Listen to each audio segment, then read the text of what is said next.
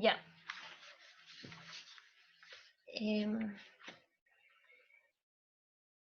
Buenas noches, doctor. Buenas noches, compañeros. Nosotros vamos a exponer pericardiocentesis y toracocentesis. El grupo está conformado por Yerlin Cuellar Domínguez, Gunnar Padilla Ábalos, Yorgeli Portales Vargas y mi persona, Araceli Calderón.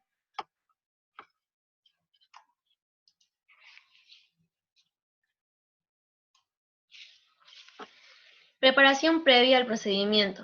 Primero, antes de esto, tiene que informar el paciente al médico o preguntar al paciente si padece de alguna alergia, si está tomando algún medicamento, anticoagulante o si tiene problemas hemorrágicos, si está embarazada o si tuvo cirugías de pulmón o enfermedades pulmonares. La técnica aséptica es una aspiración pleurales y drenajes torácicos que deben intentarse en un área limpia utilizando una técnica aséptica completa. Entonces hay que tratar de utilizar la técnica más aséptica posible. En los trastornos de la coagulación y la anticoagulación, el paciente debe asegurarnos de que el paciente tenga más de 100.000 plaquetas y un INR menor a 1.5, que sería lo ideal. Las aspiraciones pleurales no urgentes e inserciones de drenaje de tórax deben evitarse en pacientes anticoagulados, hasta un INR menor a 1.5.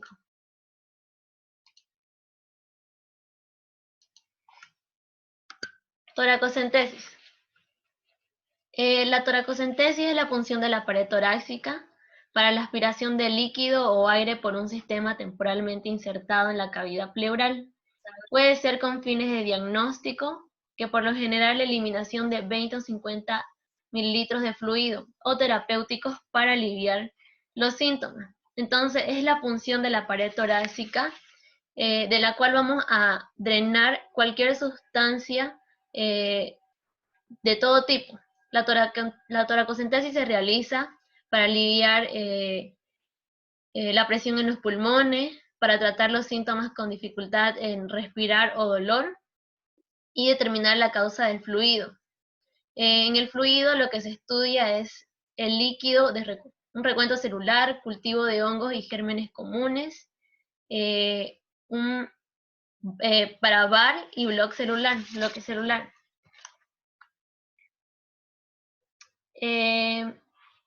Entonces las indicaciones estaría el diagnóstico etiológico de derrame pleural y extracción terapéutica del líquido pleural o aire.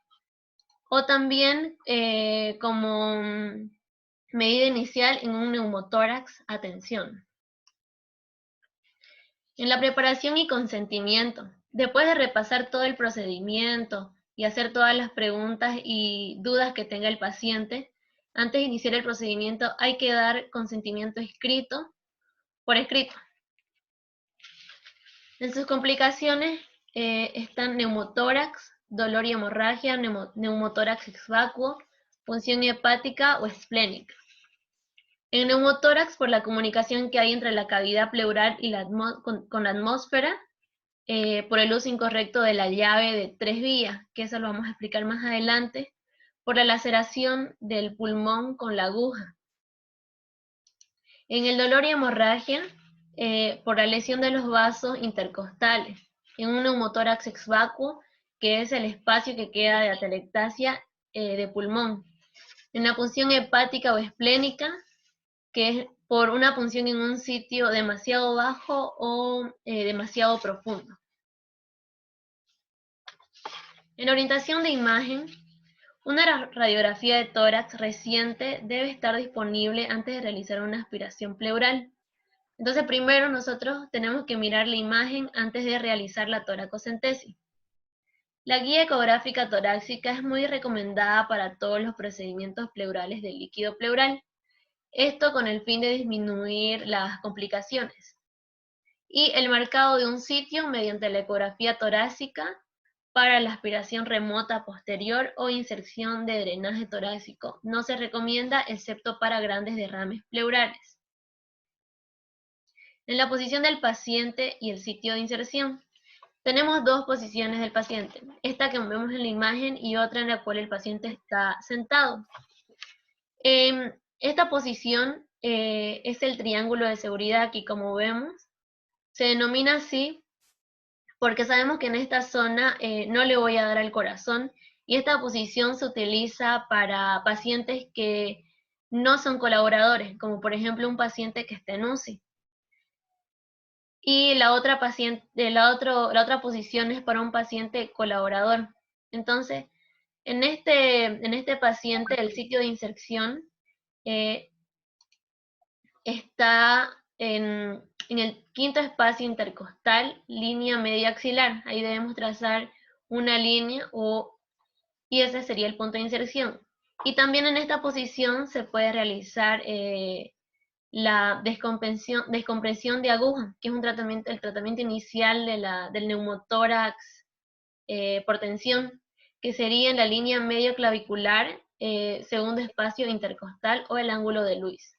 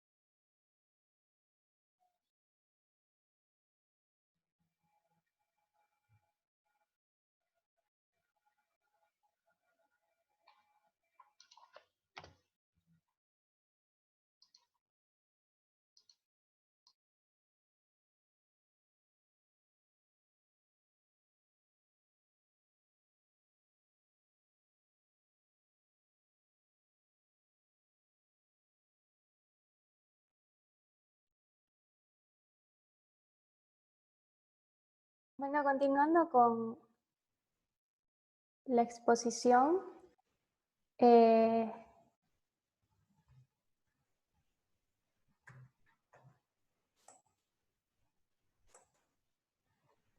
la siguiente posición, es como mencionaba mi compañera, el paciente tiene que estar sentado con los codos apoyados sobre una mesa o una almohada, preferentemente que las manos estén en el hombro contrario y que esté totalmente cómodo para que así pueda aguantar todo el procedimiento, no se mueva y no lo lastimemos o podamos causar una complicación.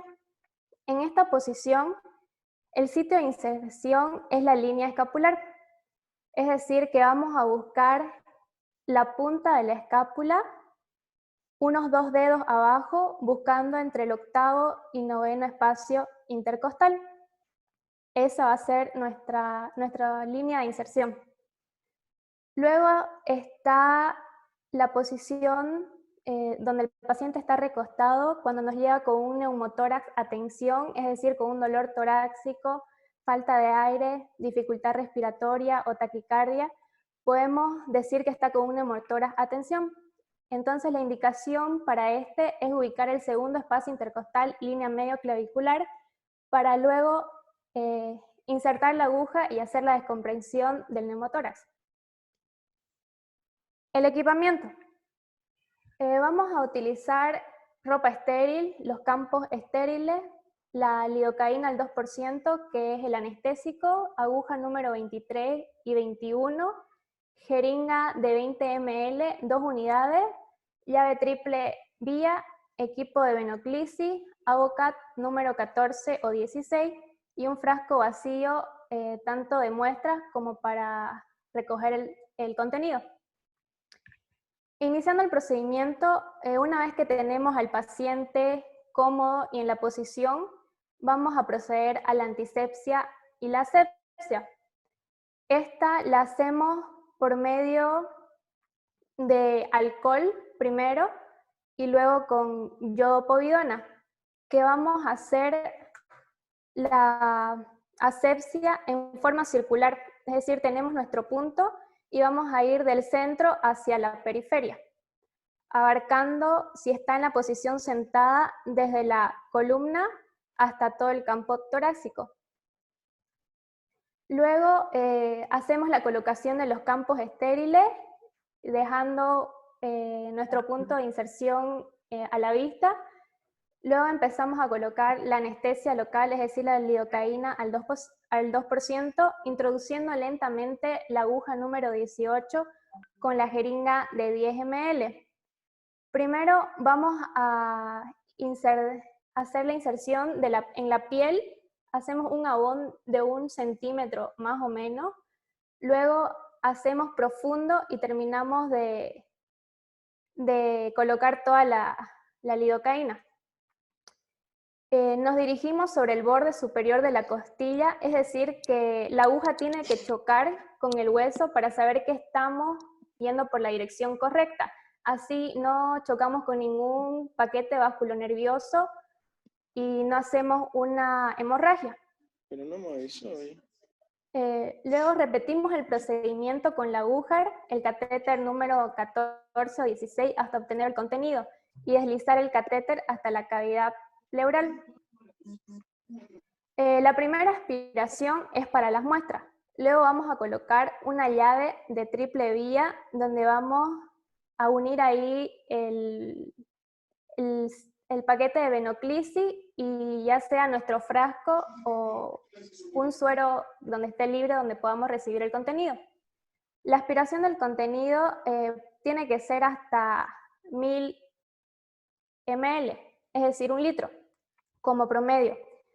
Luego de haber extraído, enviamos la muestra para un examen bacteriológico, químico o celular. El procedimiento se debe detener cuando no extraemos ningún fluido o aire. Y si el paciente empieza a desarrollar síntomas de tos, se la debe detener también porque podemos introducir aire y provocar un neumotórax. Cuando ya se ha extraído 1.5 litros, es mejor detenerlo también porque si no se puede ocasionar un edema agudo de pulmón por una reexpansión rápida. Después del procedimiento hacemos un seguimiento. Las primeras 2 horas vamos a ver la frecuencia respiratoria del paciente, la frecuencia cardíaca, porque si estas aumentan, puede que hayamos dañado y haya un sangrado.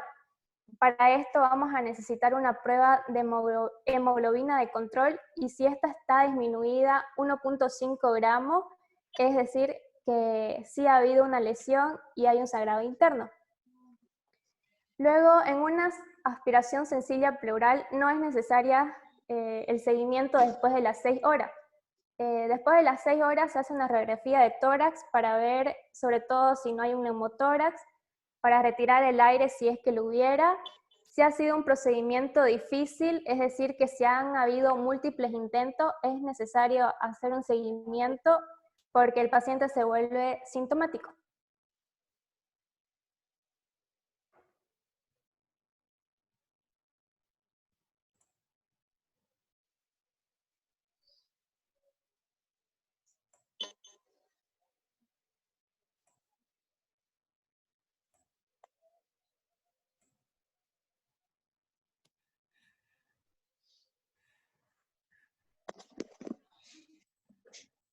Con López, con un licenciado, no sé quién era.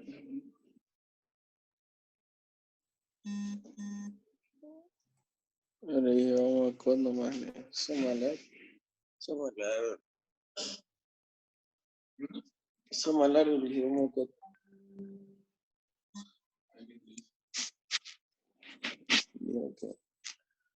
George Ali, hazme administrador, por favor.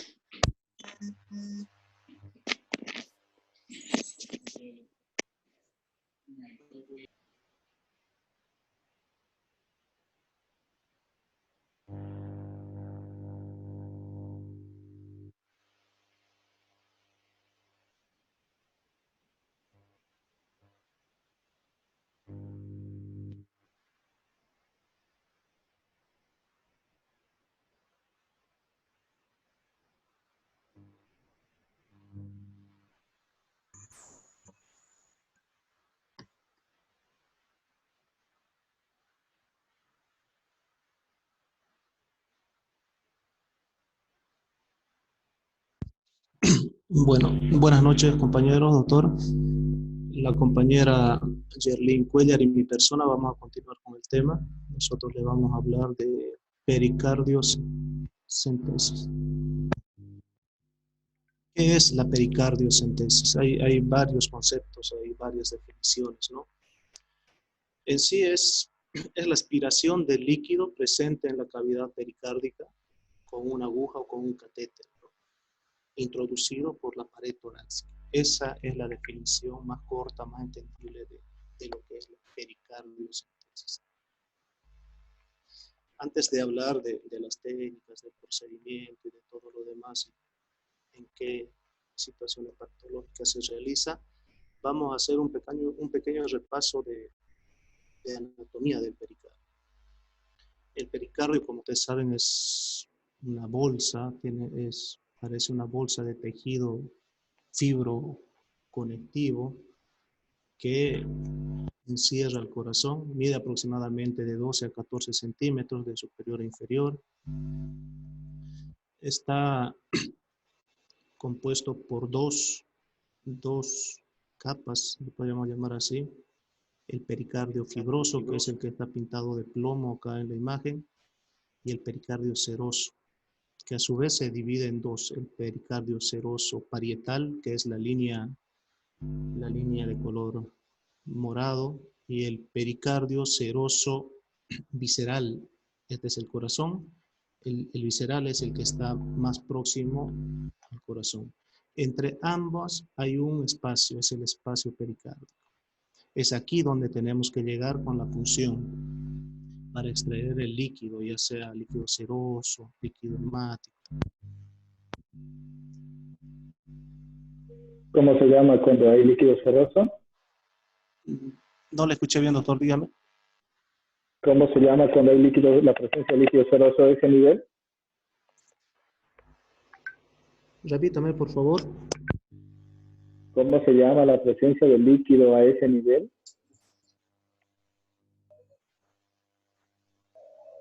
Taponamiento cardíaco. Líquido, no sangre.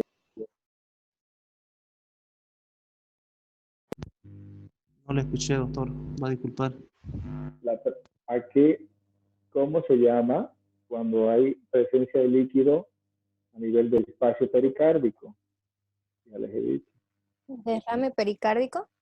Derrame pericárdico. ¿Cuál es el De eso signo le hablamos enseguida, doctor. Luego vengo con las patologías. Muy bien. ¿Ya? Entonces le estábamos hablando de la anatomía del pericardio, las funciones. Tiene funciones importantes, escogimos 3: de protección, porque le da protección mecánica, y el líquido pericárdico también le da protección inmunológica al corazón.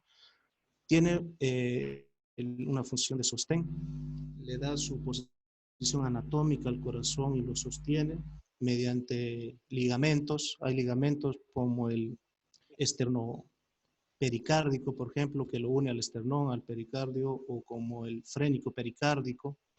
Y una de las funciones más importantes, la función de lubricación.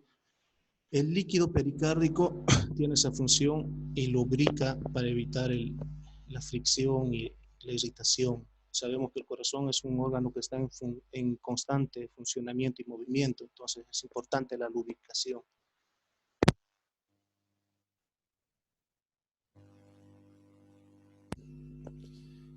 Fisiológicamente, hablando, el pericardio tiene un líquido que de 15 a 30 ml. Otras literaturas hablan de 15 a 50 ml de líquido seroso. Es un líquido transparente, estéril. Cuando la cantidad de este líquido se aumenta, a esta condición patológica se la denomina derrame pericárdico. Acá podemos observar en la imagen un corazón con su pericardio normal, y acá un derrame pericárdico. Vemos una acumulación de líquido entre el pericardio y el corazón en sí. Estas flechas nos indican la presión que ejerce esa acumulación hacia el corazón. El derrame pleural tiene una complicación, es una complicación letal, el taponamiento cardíaco. ¿Ya? Ocurre cuando la presión intrapericárdica sobrepasa la presión diastólica del ventrículo derecho. Disminuye el gasto cardíaco, hay deterioro en órganos vitales por disminución de la perfusión tisular. El corazón no está trabajando adecuadamente porque está presionado por esta presión que está ejerciendo el líquido, el exceso de líquido en el pericardio. Y si no se trata a tiempo, llega una parada cardíaca y muere el paciente. Entonces, la pericardiocentesis es un procedimiento de emergencia para evitar la muerte del paciente por esta complicación. Eso tenemos que tenerlo bien claro.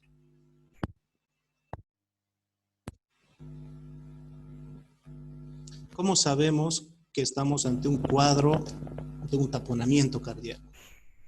Con la triada de Beck. Distensión yugular, disminución, ruidos abolidos en el corazón y la ausencia de pulso periférico. Esa es la triada de Beck que nos indica que estamos con un paciente que está ante un cuadro de taponamiento cardíaco. Hay otros signos como el pulso paradójico, alteraciones en el electrocardiograma, el signo de Kussmaul, que también nos indican, nos ayudan en el diagnóstico de este problema. Las indicaciones.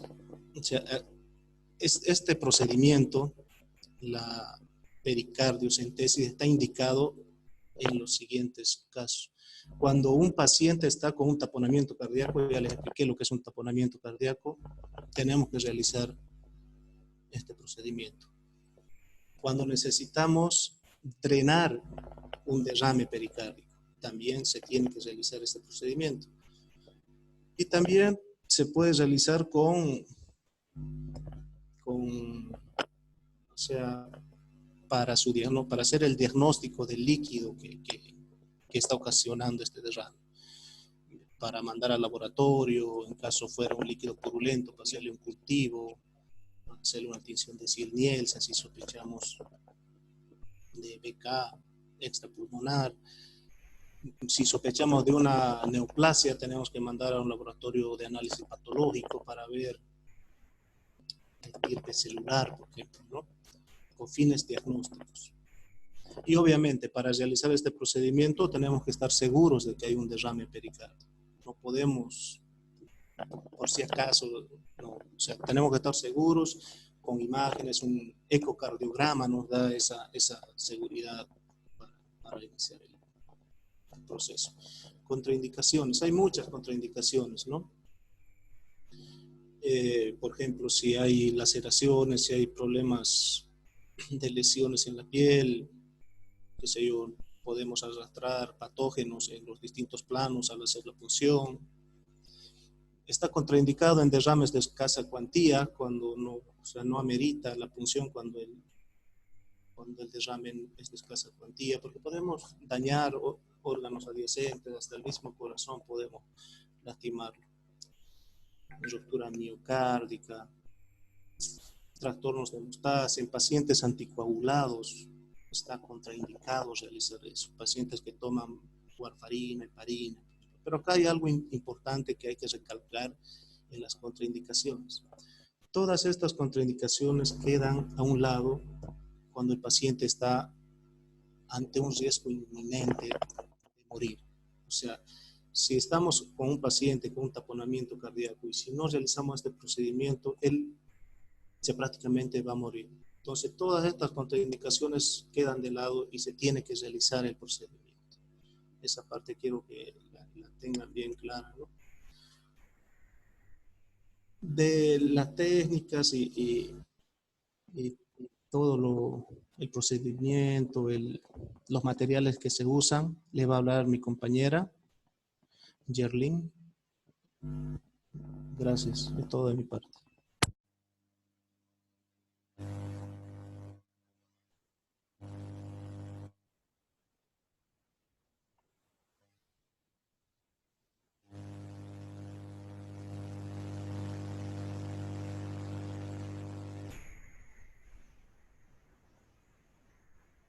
Continuando con la exposición, yo les voy a hablar acerca de lo que va a ser el equipamiento que se va a utilizar para una pericardiocentesis. En esto tenemos que tener en cuenta que el personal médico debe estar completamente estéril porque esto se hace en una área de terapia intensiva. Debemos utilizar lo que es la jeringa, como vemos aquí, la aguja de 16 que va a ir unida, que van a ir unidas a la aguja, una guía, un bisturí, un dilatador. Ahora yo les voy a describir lo que es la técnica. Para la realización de la pericardiocentesis se van a utilizar dos vías, que son las vías de Marfan y la vía paraesternal. Para realizar la punción debe realizarse suavemente, manteniendo una aspiración continua en la jeringa. Cuando se punciona el pericardio se experimenta al tacto una sensación de vencer la resistencia del mismo. Esto se debe a que el pericardio va a estar ocupado con líquido, como ya mencionó mi compañero, es por eso que va a haber esa resistencia. Ahora yo le voy a explicar cada vía. La vía de Marfan. La vía de Marfan consiste en colocar al paciente en decúbito supino, como podemos observar en esta imagen, con el tórax y la cabeza en una elevación de los 30 grados. Luego tenemos que colocar al paciente en una monitorización electrocardiográfica y, lo más importante, debemos ubicar el sitio donde vamos a realizar la punción. Comenzamos ubicando lo que es el apéndice sifoide del esternón, como podemos ver aquí en la imagen. Luego ubicamos la séptima costilla y en este punto que observamos aquí es donde vamos a realizar la punción. Una vez hayamos ubicado el sitio donde se va a realizar, comenzamos a hacer lo que es la limpieza y la antisepsia de la piel. Y luego colocamos lo que va a ser la anestesia por planos hasta llegar al pericardio. Como podemos ver aquí en la imagen, colocamos la anestesia en el lugar donde ya habíamos ubicado. Luego, puncionamos el sitio elegido con un trocar, que es lo que podemos observar en esta imagen, o aguja, en un ángulo de 30 grados en dirección al hombro derecho de nuestro paciente, teniendo siempre una aspiración constante. Una vez hayamos aspirado el contenido del saco pericárdico, se va a colocar un catéter para que este líquido vaya saliendo por ese catéter o por esa vía que hayamos introducido, y luego se va a fijar a la piel con una sutura. Una vez terminado este procedimiento, se va a retirar el trocar, realizar la limpieza y la desinfección del sitio de punción y colocar un apósito estéril. Comenzamos con la siguiente vía, que es la vía paraesternal. De la misma manera, lo tenemos que colocar al paciente en decúbito supino con una elevación de la cabeza y el tórax de 30 grados con respecto al plano horizontal. De la misma manera, colocar monitorización electrocardiográfica. Lo que sí va a cambiar va a ser nuestro sitio de punción. Nuestro sitio de punción para una vía paraesternal consiste en ubicar el quinto espacio intercostal, como podemos ver en la imagen, del lado izquierdo a 2 centímetros por fuera del reborde external. Una vez ya hayamos ubicado nuestro punto, vamos a realizar de la misma manera una limpieza, una antisepsia de la piel, colocar la anestesia hasta llegar hasta los planos del pericardio y puncionar el sitio elegido dirigiendo este trocar en una dirección antero-posterior caudal de derecha a izquierda, hacia la punta del corazón, manteniendo siempre una aspiración hasta obtener un flujo de líquido. Luego, de la misma forma, si vamos a colocar el catéter, debe insertarse la aguja de la guía, como vemos aquí, esta va a ser nuestra aguja guía, y lo vamos a retirar y ahí es donde vamos a meter el catéter. Y vamos a fijar el mismo con una sutura. Además de estas técnicas, de estas dos vías que ya les mencioné, que es la de Marfan y la paraesternal, hay otras que pueden ser guiadas, otras para sacar este líquido, como ser la guiada por la fluoroscopia. Esto nos permite llegar al pericardio mediante esta técnica de la fluoroscopia, que permite identificar fácilmente la silueta cardíaca durante la punción. Una vez se obtiene el fluido, si al paso de esta se la realiza el trayecto de la arteria pulmonar, es el diagnóstico de la punción del ventrículo derecho. Normalmente, en caso de esta cavidad pericárdica, la guía se distribuye dando la vuelta a toda la cavidad. Luego está la guiada por la electrocardiografía, que consiste en la conexión de la aguja, como podemos ver en esta imagen aquí. Esta aguja va a estar sometida a una aguja metálica a través de estas pinzas, para que así esto nos refleje en el monitor de electrocardiograma y así podamos llegar al sitio donde realizar nuestra punción. Ahora, las complicaciones de realizar una pericardiocentesis.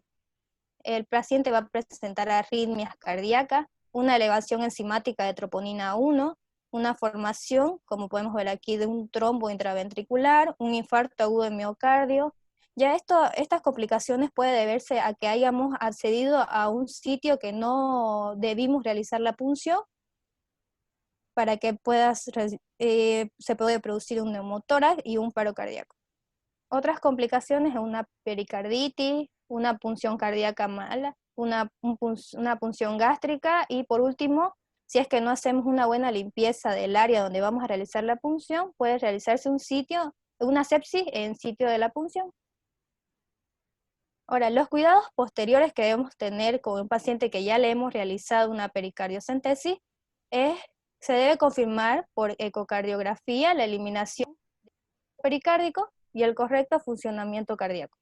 Se realizará además una radiografía de tórax para descartar una complicación como un derrame pleural o un neumotórax. Ahora vamos a pasar a mostrarle unos videos acerca de cómo se realiza.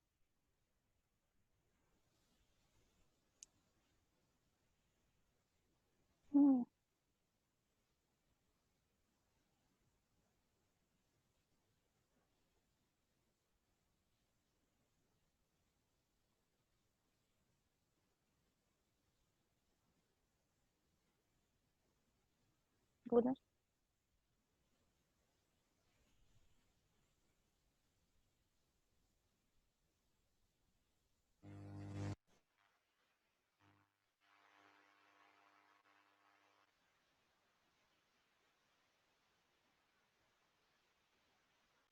Hazme, administrador. Sí, ahorita no te pido.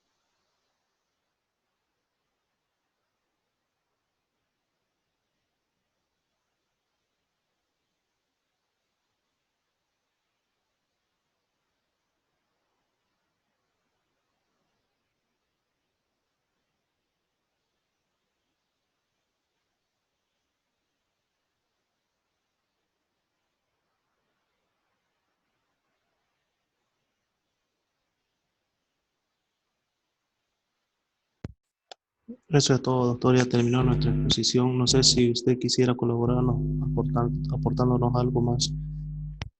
Claro que sí. Es muy importante la semántica que tienen que utilizar ustedes. ¿Está bien? Ustedes van a ser futuros médicos. La semántica, el vocabulario que tienen que utilizar. No es fluoroscopia, es fluoroscopía. ¿Está bien? Son elementos importantes que hay que tener en cuenta. Entonces, desde todo punto de vista, es muy importante la pronunciación de las palabras y sobre todo encontrar algún tipo de razón a lo que fundamentalmente vamos hablando, sobre todo ante la gente y ante las personas, ante el público. Los médicos somos personas públicas, entonces es muy importante la vocalización que tengo que tener. Es un consejo que siempre les doy y es algo que eso lo vamos perdiendo paulatinamente mientras vamos dando este tipo de charlas. Pero ustedes ya están muy mayorcitos para aprender, ya tienen que haber aprendido. Nosotros aprendemos en primer, segundo año. ¿Dónde podemos aprender y dónde nosotros aprendemos a tener ese tipo de elementos? Es en las sociedades científicas, en la presentación de casos. Es muy importante. Ahora, cuando ustedes hagan una exposición, es muy, pero muy importante que llamen la atención de sus oyentes, de las personas que están a su lado. Entonces, ustedes tienen que, como se dice vulgarmente, vender su pan. Es muy importante captar la atención que tienen que tener de sus oyentes, las personas que están en el tema primariamente. ¿Está bien? Bueno, en relación al tema, me parece didáctico, pero se han equivocado en algo. Ustedes han hecho toracocentesis y pericardiocentesis clínica, no han hecho quirúrgica. Por eso te preguntaba, Gunnar, ¿a qué se llama la presencia de líquido a nivel del espacio pericárdico? Derrame pericárdico. ¿Y cuál es la característica fundamental semiológica del derrame pericárdico? A ver, Gunnar, que has estudiado el tema. ¿Cuál es la característica semiológica fundamental para hacer el diagnóstico de un derrame pericárdico? ¿Cómo te das cuenta? ¿Qué es lo que te señala? Semiológica, los ruidos cardíacos están abolidos, auscultación. No, eso estás hablando de taponaje cardíaco. Aunque en el derrame también, pero en el derrame no se presenta tanto la triada de Becker. Hay un elemento fundamental, sería la auscultación. A ver, niños, participemos todos. Abran sus cámaras, por favor, ¿ya? Quiero que abran todas sus cámaras para que hagamos la ronda de preguntas. Y también vamos a ir voy a tomarles listas de nuevo, por favor, ¿ya? A ver, pues respondan.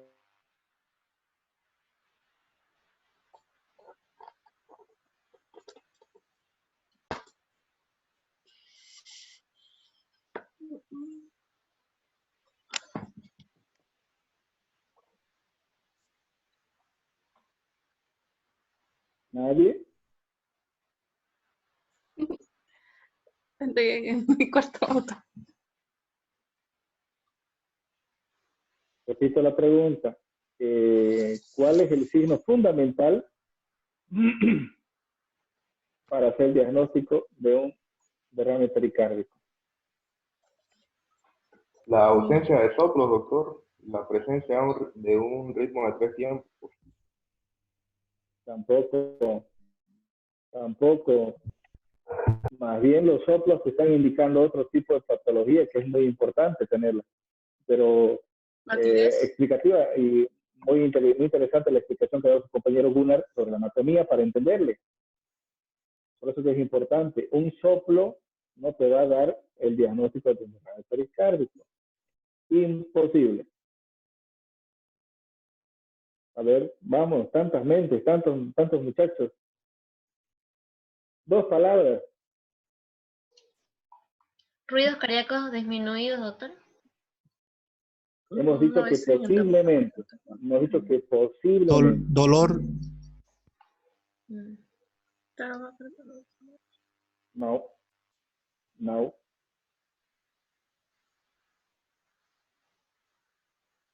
No puede ser que tantas personas.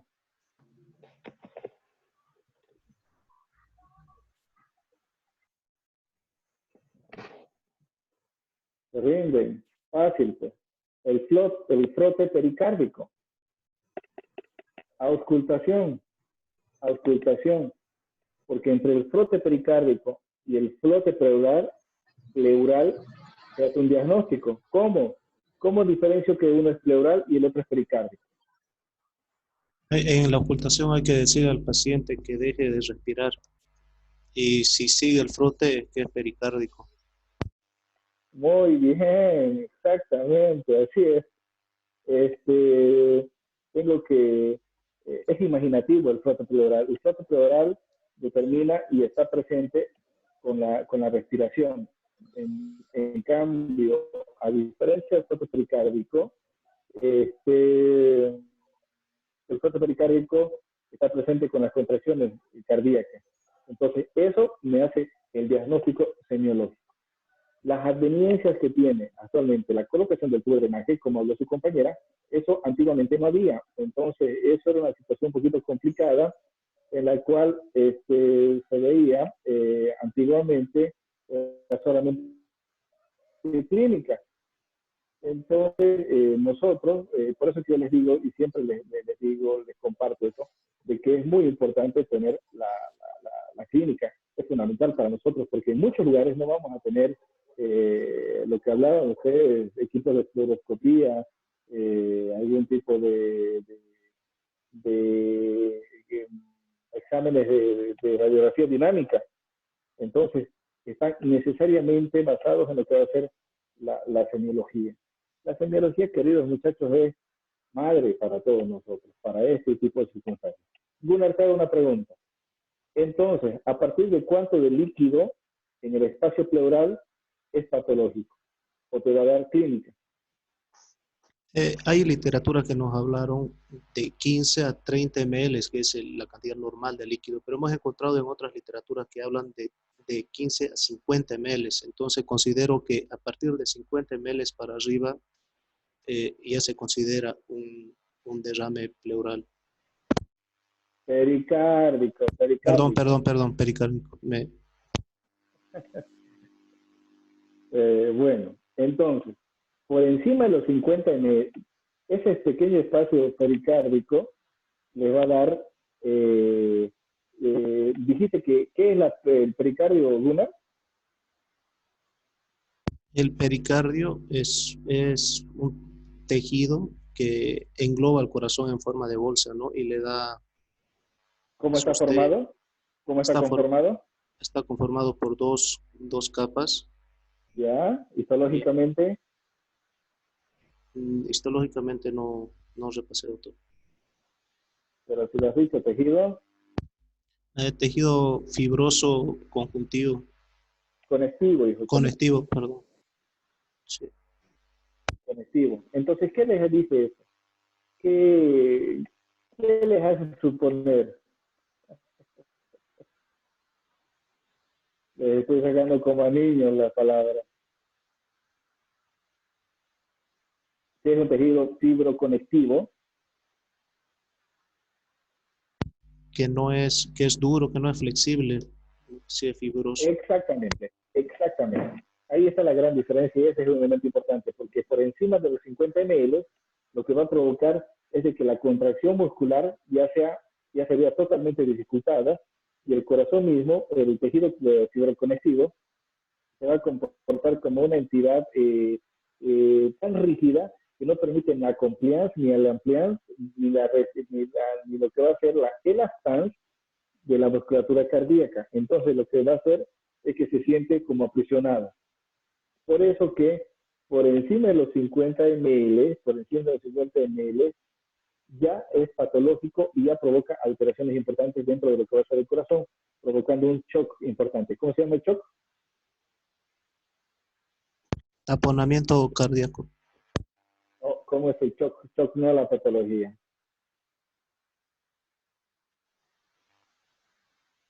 Shock Cardiogénico.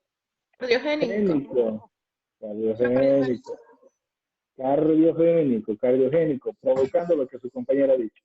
Ahora, es pregunta clásica de los parciales, la triada de Beck. ¿Cuál es la triada de Beck, Gunnar? Abolición de los ruidos cardíacos, disminución del pulso. Básicamente. Y distensión yugular. Distensión yugular. Muy bien, muy bien. Alejamiento, ¿cómo se dice? Ruidos cardíacos hipofonéticos, apagado. Algunos dicen aumento de la PDC, ingurgitación yugular, ¿no es cierto? Que es un elemento importante. Inclusive el pulso es paradójico. ¿Cómo se llama ese pulso? Paradójico. Paradójico, que es importante. Entonces, si ustedes se ponen a pensar, no es triada, ¿no es cierto? Sería como pentada, ¿no es cierto? Y también dice, doctor, que no siempre están, o sea, los tres, o sea, que no siempre se encuentra la triada completa. Así es. Puede que esté ausente alguna de ellas, pero casi siempre van a estar presentes. Entonces, es un elemento importante que ustedes tienen que tener en cuenta. Ahora, ¿cómo se coloca el tubo de drenaje de tórax? Por ejemplo, algo importante que tienen que rescatar. Cuando haya un paciente con neumotórax hipertensivo o hemotórax masivo, no hay que pedirle CT, no hay que pedirle hemograma, absolutamente nada. Porque es urgencia o emergencia. Emergencia. Emergencia. ¿Por qué es emergencia? Porque de las vías respiratorias. A ver, voy a preguntar. Voy preguntando. ¿A quién veo? María Elizabeth Salazar. A ver, hija, contestame. ¿Cuál es la diferencia entre emergencia y urgencia?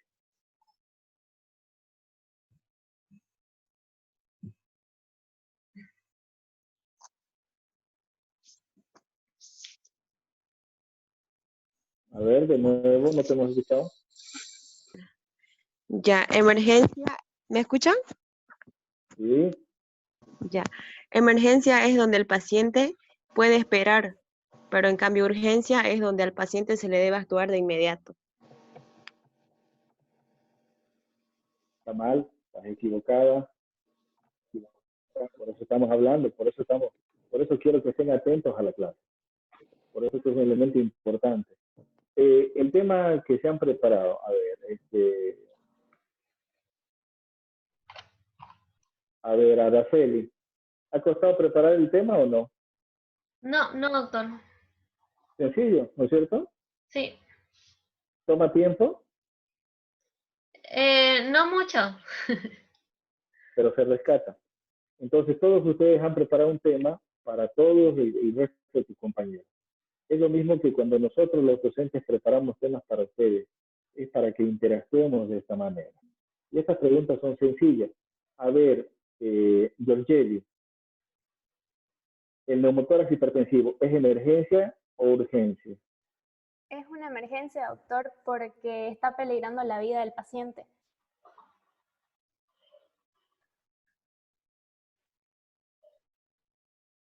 ¿Me escucha? Y ahí falta algo más, falta algo. ¿Qué? ¿Cuál es la diferencia entre emergencia y urgencia?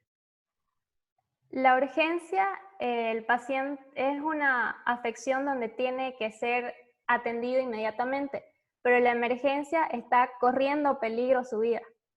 Bueno, eso es lo que yo entiendo. Es lo que se entiende. A ver, ¿alguna opinión?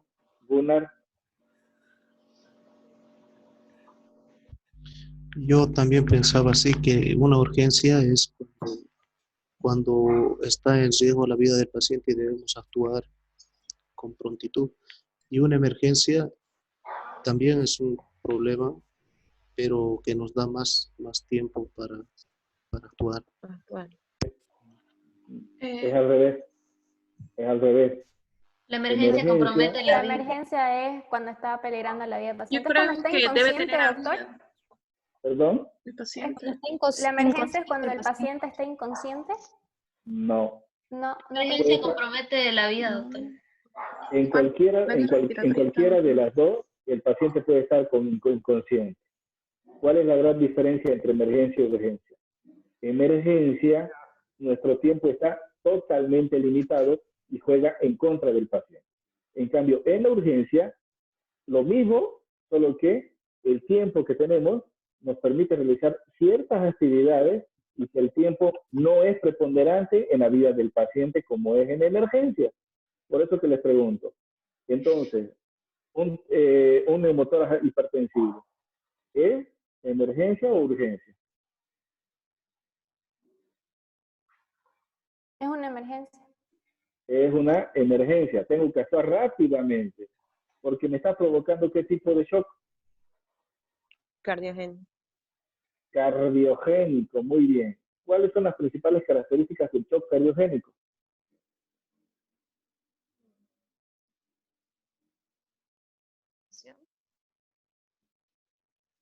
Ya dijimos, ¿Cuáles? los ruidos del corazón abolido, pérdida del pulso y No. Estamos hablando de neumotórax hipertensivo. ¿Cuáles son las principales características del shock cardiogénico?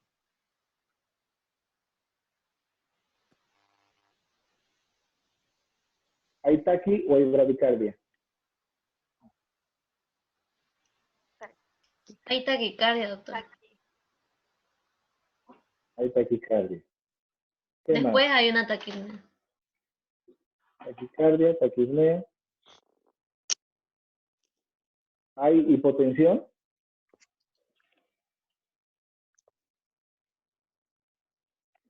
No hay hipotensión. Esa es la gran característica. Por eso que es importante que ustedes sepan las variantes.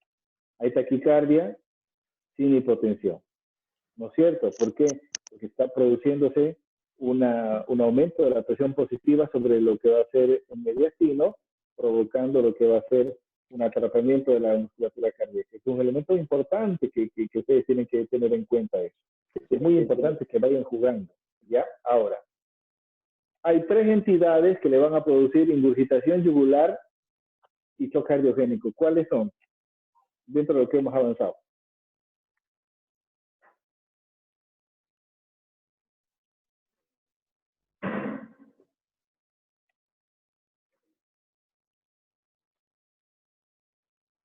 A ver, Carolina Alba. Carolina.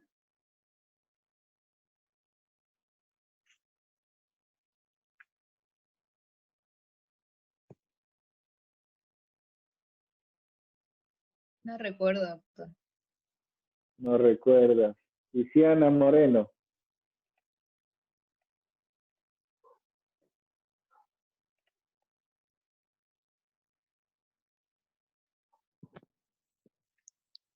No recuerdo, doctor. Diana Lino.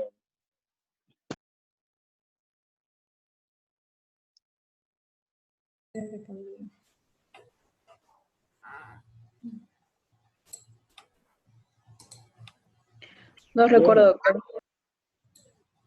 Pues sí, queridos muchachos, van a tener que acordarse para su examen que está prontito y cerquita. Primero, el motor es masivo. Segundo, lo que va a ser el neumotórax hipertensivo. Y por último, el taponamiento cardíaco. Son las tres entidades que le van a provocar. ¿Cuál es la gran diferencia que les va a decir es quién? Porque entre el neumotórax hipertensivo y el hemotórax son muy iguales y muy similares. Hay una diferencia que va a ser a la percusión. Y para hacer taponamiento cardíaco van a haber ruidos cardíacos apagados. Es muy sencillo las preguntas que les estoy haciendo.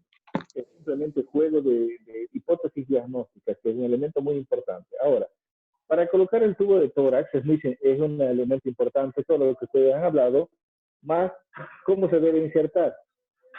Se debe insertar en el quinto espacio intercostal y cuando ingresa el tubo de tórax, tiene que ingresar en dirección hacia el otro hombro. ¿Está bien? De esta manera debe ingresar. ¿Y cuál es la medida del tubo que tiene que tener? Una cuarta. Una cuarta debe ingresar desde la zona de función que se va a insertar, tratando de ubicar el hombro ipsilateral al lugar de donde ustedes insertan. Es un elemento importante. Vamos a utilizar eso en el tratamiento de lo que va a ser el neumotórax, en lo que va a ser el neumotórax abierto, ¿no es cierto? A diferencia del neumotórax hipertensivo, que vamos a hacer lo que va a ser la punción más la toracocentesis, que son elementos importantes. Ahora, ¿cuándo se debe retirar un tubo de drenaje de tórax? ¿Cuáles son las indicaciones? Ustedes se han preparado, por favor. ¿Quién sabe?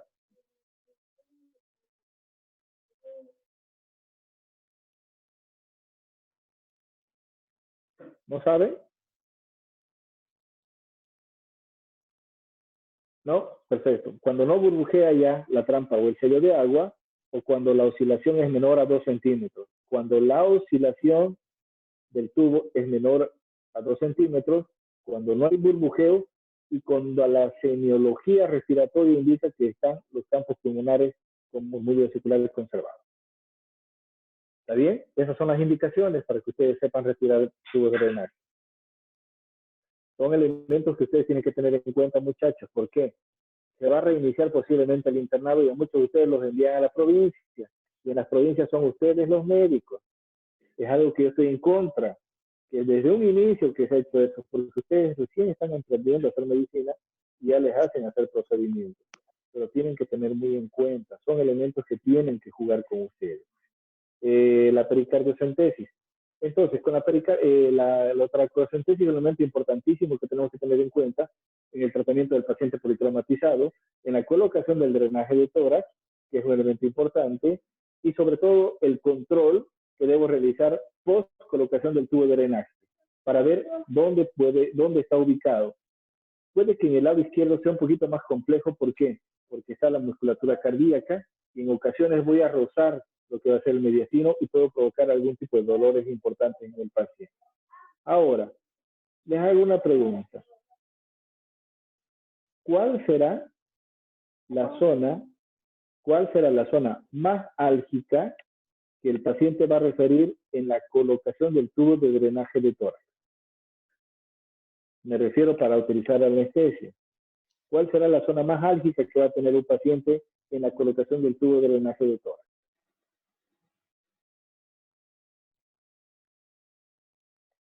¿Piel y pleura, doctor? Pleura, la pleura. Por eso es que cuando ustedes coloquen la anestesia en la piel, hay que hacer un jaboncito ciertamente por la dermis y por lo que van a hacer las terminaciones nerviosas a ese nivel.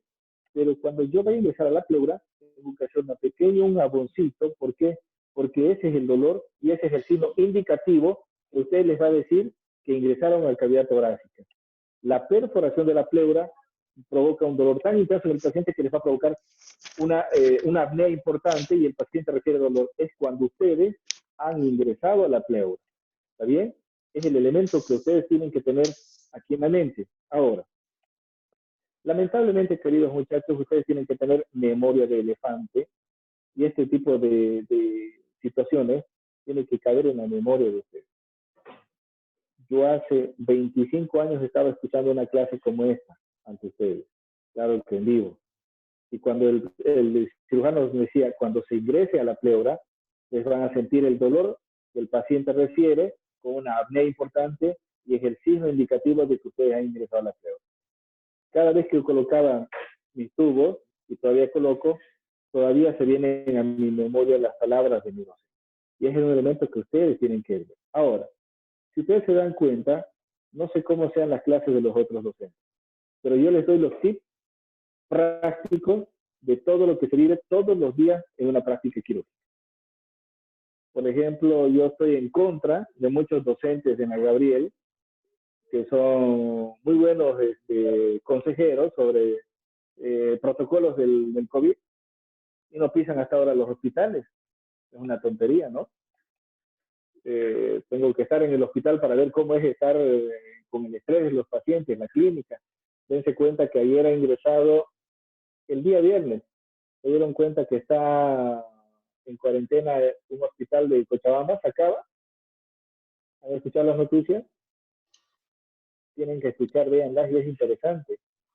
Hay un personal, son como 3 médicos, 2 internos y enfermeras de una niña de 13 años que entró por celulitis. La miraron, una celulitis, una erisipela que ingrese a la sala. En la sala la niña hizo fiebre, hicieron los laboratorios y uno de ellos dijo, pero qué raro la celulitis. Iniciamos antibióticos, la tocaron, la revisaron, la niña hizo fiebre, comenzó a toser, le hicieron prueba para el COVID, positivo, y no tomaron las medidas de bioseguridad. Son elementos que nosotros necesitamos ver. Cuando vayan a los hospitales, todos los pacientes que ahora, por ejemplo, estamos viendo en los hospitales, todos los pacientes que yo veo, para mí es COVID positivo. Tenga dolor abdominal, tenga de diarrea, tenga anosmia o cualquier otro signo, para mí es COVID positivo. Y son elementos que ustedes tienen que tener en cuenta como futuros médicos. ¿Está bien? Muchos de ustedes ya se están forjando como médicos en estas circunstancias y en esta contingencia. Y seguramente van a haber casos similares todos los días. Ahora, no recuerdo en qué ciudad hubo un politraumatizado que llegó a la sala de emergencias con un trauma de tórax, hicieron todo lo que ustedes están hablando hoy día, lo ingresaron a la sala y cuando toman la placa de rayos X para ver el control, se encontraron con múltiples infiltrados en ambos campos pulmonares. Preguntan al paciente si estaba tosiendo, sí, fiebre, sí, COVID positivo. Tengo que cuidarme mucho. O sea, lo que vayamos a ver nosotros en la emergencia, la mayoría van a ser COVID positivo de aquí en adelante, inclusive en el trauma. Por eso que es muy importante que ustedes vayan teniendo en cuenta los tips que nosotros les vamos dando para poder tener en cuenta. Ahora, la pericardiocentesis, con 20 ml que ustedes saquen del taponamiento cardíaco, ese paciente va a tener una chance de vida y va a mejorar el shock cardiogénico. Porque el shock, ¿cuál es la definición de shock?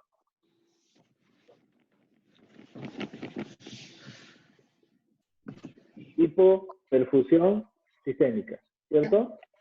Hipoperfusión sistémica, determinado por algunas causas, que seguramente se las voy a dar yo la clase de shock, porque a mí me gusta muchísimo hablar de shock. Parece un tema bastante complejo, pero la realidad es algo muy interesante que tenemos que tener en cuenta todos nosotros. Entonces es una hipoperfusión, entonces se mejora bastante con una rapidez importante. Yo hice 2 pericardiocentesis en mi época de residencia en San Juan de Dios y la mejora es rapidísima. ¿Qué es lo que tendría que tener en cuenta? Que mientras hago mi pericardiocentesis, mi paciente tiene que estar monitorizado. Porque cuando ustedes ingresan a la primera hoja del pericardio, se va a ver una alteración importante en el trazado electrocardiográfico. Pero es algo que es como una extrasístole, normal. Ingresan y aspiran. Pero si ustedes ingresan al miocardio, inmediatamente van a ver ondas de isquemia, de infarto, inmediatamente. Entonces ustedes tienen que retirar la aguja porque ingresaron al miocardio. E inclusive muchas veces se ingresan a las cavidades, a la aurícula. Por eso que es peligroso realizar el procedimiento de pericardiocentesis.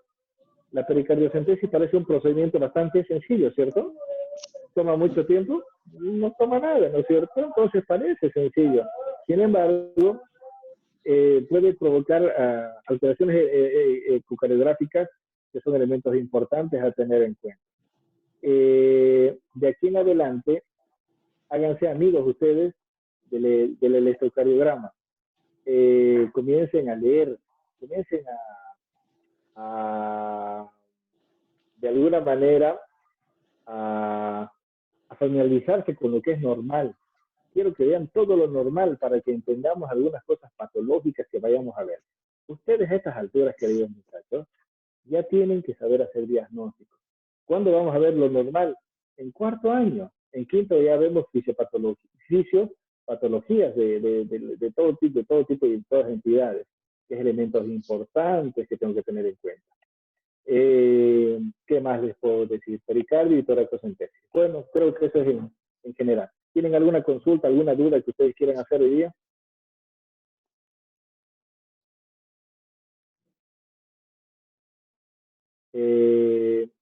Vamos a avanzar trauma abdominal. Trauma abdominal es un tema interesante y con trauma abdominal ya estaríamos en condiciones de nuestro primer parcial. ¿Está bien? Ya estaríamos con el contenido para el primer parcial. Entonces, quisiera ver, y la hermenéutica que quería plantearles hoy día, no sé si les parece la manera en que estamos haciendo. Yo voy a dar la teoría y en que ustedes de esta manera vía Zoom podemos hacer la práctica. ¿Qué les parece? ¿Sí? Ahora, si les parece esta vía, necesito que me participen todos, porque yo voy a comenzar a calificar y es muy importante nuestra calificación de ustedes. Porque aquí el que habla soy yo y no me voy a autocalificar, ¿no es cierto? Los que tienen que hablar y conversar y preguntarme son ustedes. Preguntarme sobre las patologías, sobre algunas dudas diagnósticas, sobre elementos que nos vayan a interesar en unas charlas como son estas. ¿Tienen alguna duda hoy día?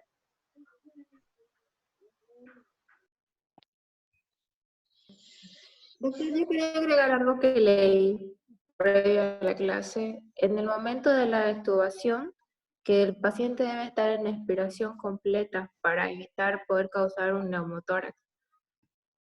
¿Está bien? ¿Es correcto?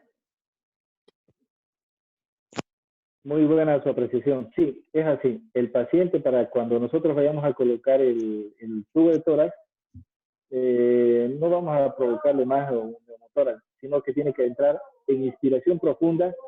¿Por qué? ¿Cuál cree que ustedes sea el motivo para que se pide inspiración profunda en el paciente?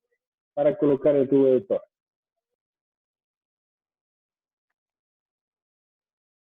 Para evitar la entrada de la salida de aire, puede ser. No. Para ¿Para que que no se se lesione produzca la pleura? La pleura no, tampoco. Otro elemento. Están cerca. para que se produzca una apertura de los espacios intercostales y se produzca un mejor procedimiento. Nada que ver.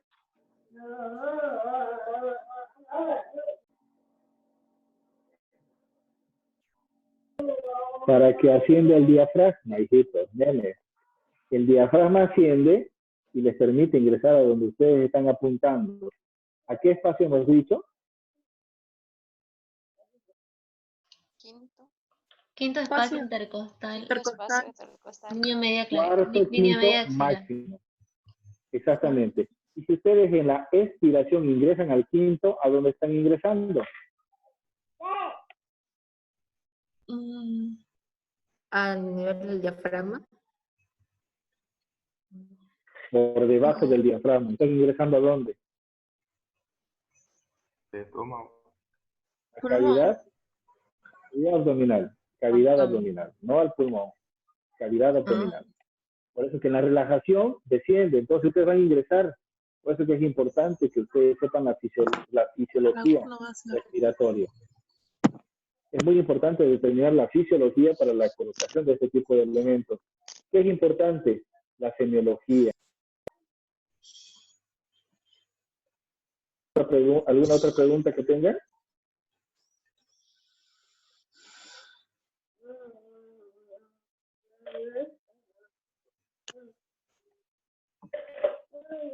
Está muy silencioso. Yo tengo una pregunta, doctor. Sí. En el hemotórax no se puede sacar de golpe todo el líquido que hay, porque pues, podría producir derrame. también en el mismo taponamiento cardíaco tendríamos que sacar igual de a poco, o habría un límite. Muy buena tu pregunta. Inicialmente en el neumotórax va a salir una cantidad importante de aire, que no va a salir todo y paulatinamente va saliendo durante el tiempo que vaya a estar colocada tu sello de agua. Cuando vaya a salir la sangre, tengo que calcular que sea menor a 1500 ml, porque si es mayor a 1500 ml, ya es una indicación de toracotomía. ¿Está bien? Entonces son elementos importantes que hemos hablado el día de la clase teórica, que ustedes colocan el drenaje y si sale 1500 ml a la colocación, es indicativo de toracotomía máxima, ¿cierto? Si comienza a salir más de 200 o 400 ml por más de 2 o 4 horas, es indicativo de toracotomía, ¿no es cierto? Son elementos importantes que tengo que ir teniendo en cuenta paulatinamente mientras vayamos viendo y ustedes vayan corrigiendo. ¿Cuál es la labor del interno al año cuando ustedes han internado?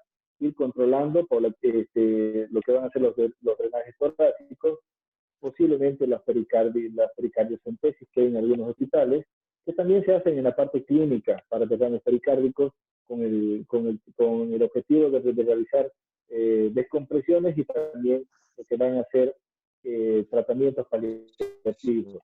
Como dijeron sus compañeros, por ejemplo, el trauma es totalmente diferente a lo que va a ser la parte clínica. ¿Está bien? Cuando en la parte clínica yo hago el drenaje de una pericardiocentesis o de un drenaje pleural, del derrame pleural, debo enviar al laboratorio para que se hagan 4 elementos básicos, que son examen físico, químico, bacteriológico y citológico, ¿no es cierto? Que son elementos muy importantes que ustedes están en pesquisa.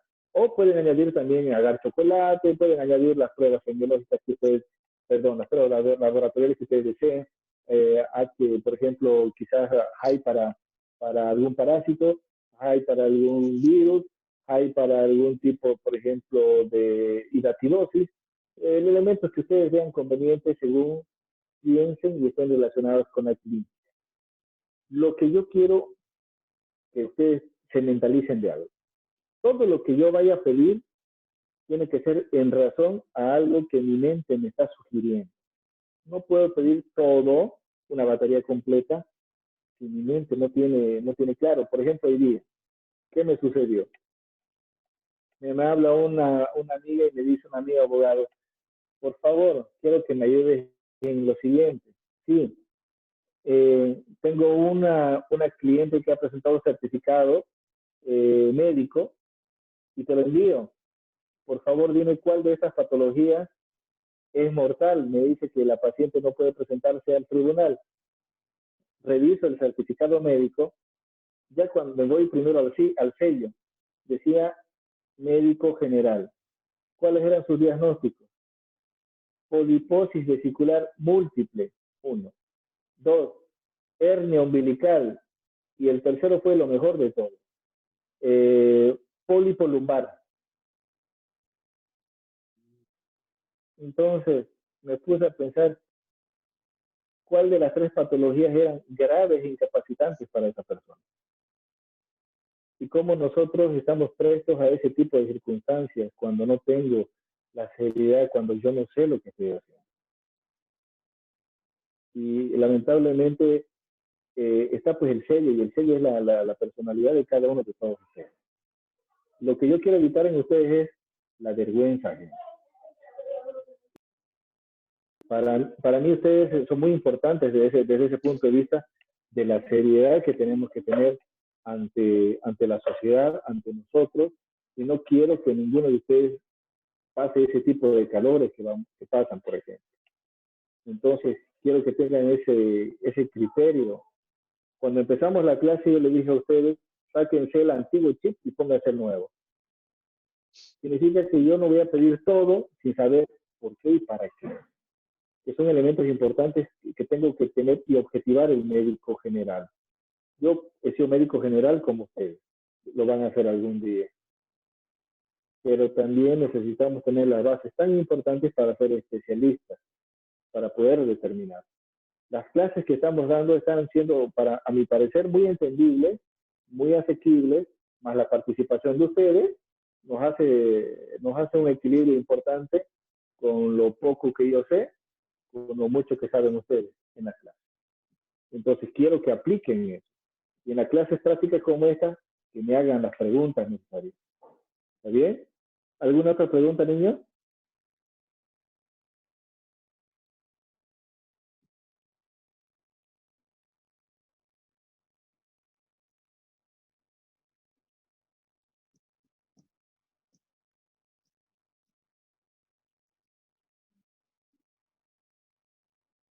¿Ninguna?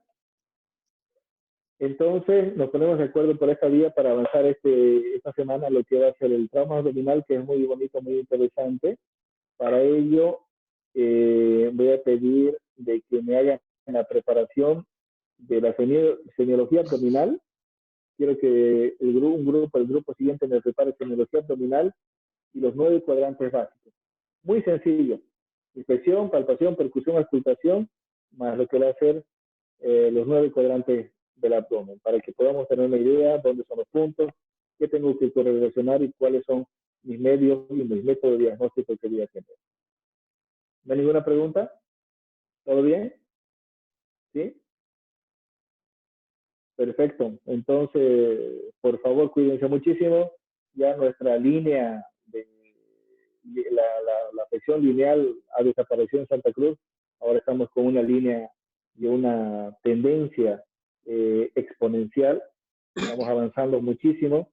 Estamos por todo lado con el coronavirus. Está muy complicado. Cualquier situación que tengan ustedes, no, si quieren, me pueden llamar para poder hacer algún tipo de direccionamiento de los casos posibles que hayan. Por favor, eviten dar ivermectina y eviten estos tratamientos ilógicos que están haciendo muchos de nuestros colegas. Lamentablemente hay muchos colegas mayores que caen en una situación, no sé, de propaganda, de proselitismo, no lo entiendo, pero dando diagnósticos y dando tratamientos a todas las personas. Ustedes vayan a las farmacias. La ivermectina que costaba 1.60, 1.50, ahora cuesta 15 hasta 20 bolivianos. El tratamiento completo ya no hay. Como hicieron con la cloroquina, como están haciendo con esto, como van a hacer la citromicina. Por poco el doctor Bacarías va a decir que hay que hacer una reposición, que hay que centrifugar el plasma en la cocina y podamos tomarlo. Es inadecuado. Para eso estamos los médicos, por eso que nosotros tenemos que hacer prevalecer nuestro estado de médico. El paciente tiene que venir ante ustedes, ante nosotros, para que nosotros digamos qué es lo que tiene que hacerse, qué es lo que tiene que tomar. No es ir a la farmacia y pedir, ¿tiene ivermectina? Sí. ¿Cuánto tengo que tomar? Dosis única y chao virus. Mentira, mentira. Está muy mal eso. Por eso que quiero que cada uno de ustedes sean médicos diferentes. Todos y cada uno de ustedes tiene que tener un criterio específico, un criterio individual, un criterio basado en lo que es el conocimiento. No actúen por actuar, porque ustedes si ven, ahora me llaman muchas personas para preguntarme cuánto tienen que tomar. Ya no preguntan si pueden tomar. ¿Cuánto puedo tomar? Es dosis única. Tengo de 20, tengo de 30. Está mal. Tengo acitromicina de 1 gramo con C. No pueden, por favor, no caigan en esa tendencia ilógica, irrelevante que está cayendo lamentablemente la sociedad boliviana. Aquí están tomando la creolina. Hasta el punto han llegado de que hay un odontólogo que ha indicado que es muy bueno el tratamiento con la Trimoxazol, creo. Con el cotrimoxazol. Con todo el respeto que se merecen nuestros profesionales, pero un odontólogo no me puede decir qué es lo que yo voy a hacer como médico. Imposible, estamos muy mal. A ese punto hemos llegado. Hay una laboratorista que anda diciendo que lo mejor es la ivermectina y cuánto tienen que tomar los pacientes y que todavía tienen que tomar como tratamiento profiláctico. No, señores, estamos mal. Por eso que les pregunté hoy día si costaba hacer un trabajo. El hacer averiguaciones, el diagramar y hacer todo esto, claro que lleva su tiempo. El entendimiento que tenemos que tener. Nosotros somos estudiosos y somos científicos, porque estamos averiguando y estamos aplicando. No podemos caer en ese tipo de vacíos. Por eso que cada uno de ustedes es una persona importante. Créanse importantes, pero al creerse importantes, háganse importantes, mediante la lectura, mediante el estudio y razonando. ¿Está bien? Dios los proteja a todos ustedes, niños, cuídense mucho. Felicidades al grupo. Me gustó en este poquito, corto tiempo que han hecho. ¿Está bien? Gracias, doctor. Que les vaya bien, niños. Muy buenas noches. Gracias. Hasta luego.